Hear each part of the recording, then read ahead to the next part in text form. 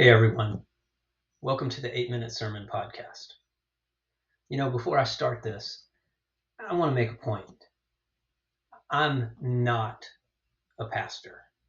I'm not a theologian. I've never been to seminary. What I am is a guy who is trying my best to understand Scripture in a deeper way. And that's what prompted this entire project, was a way for me to dive deep and share with other people what I think I'm learning and the questions that I'm coming up with. And so that's really what this is, and I hope everyone takes it that way. I say this because I found this week's passage to be somewhat challenging. There are a lot of phrases and clauses and a lot of deep, deep theology that goes on here. And I'm necessarily going to narrow that down to just one thing that I'd like to point out, one question that came up. And to get there, I actually had to go to a different translation than normal. Normally I use the ESV, but this week I'm going to read from the NIV. And so this week's passage is from 1 Peter chapter 1 still, and today we'll cover verses 6 through 9. And here's what it says. In all this you greatly rejoice, though now for a little while you may have had to suffer grief in all kinds of trials. These have come so that the proven genuineness of your faith, of greater worth than gold, which perishes even though refined by fire, may result in praise, glory, and honor when Jesus Christ is revealed. Though you have not seen him, you love him. And even though you do not see him now, you believe in him and are filled with an inexpressible and glorious joy. For you are receiving the end result of your faith, the salvation of your souls. Like I said, there's a lot going on in there, and we could spend hours taking apart each one of those phrases. But the word that really stood out to me this time was proven. These have come so that the proven genuineness of your faith may result in praise, glory, and honor.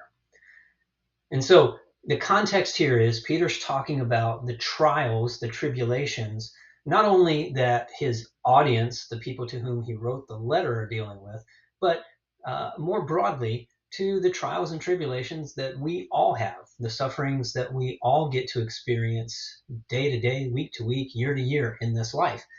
And he's saying that these happen for a reason, that they are ordained. And that reason is to prove the genuineness of your faith. And what struck me there was, who am I proving it to? See, in Ephesians, we're told that faith is a gift. It's a gift that comes from God. It's not something we manufacture ourselves. It's not something we produce. It's something that God gives us. And so my thought process was, well, wait a second. If God is the one who gives me the faith, then why do I have to prove it to him? He already knows it's there. And this is the thing that I wrestled with all week. And so here's the question. To whom are we proving our faith? And what's the reason behind it? And so I've got three answers. The first answer is, in fact, to God. But it's a little bit different than the way that we normally think about proof. This is not a situation where we know something that God doesn't know, and we've got to prove that we're right about it. This is a little bit of a different situation.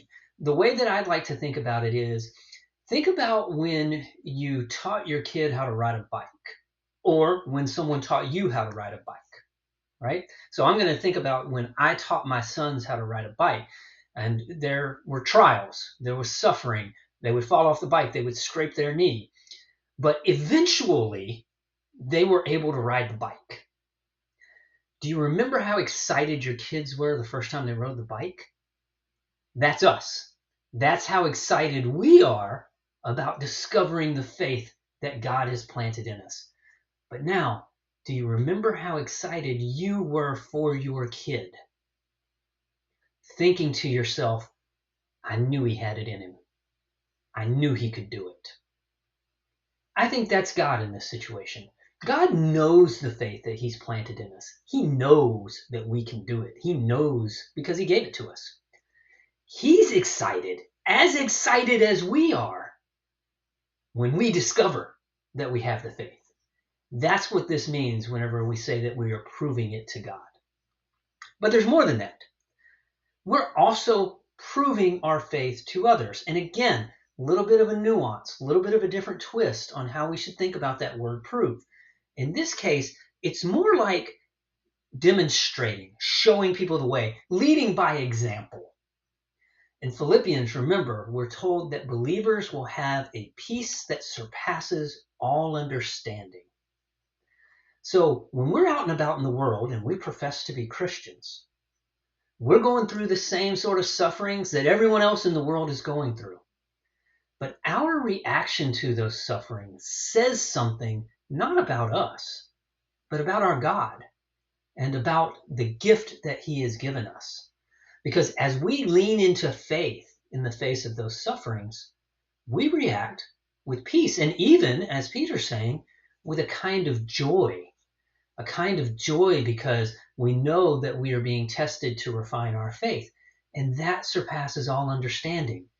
And the effect that that has on many who are not believers is to say, wow, what is that?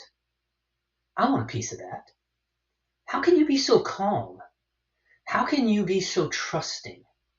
I once had someone say to me, they were a little annoyed with me. They said, you always just assume everything's going to work out.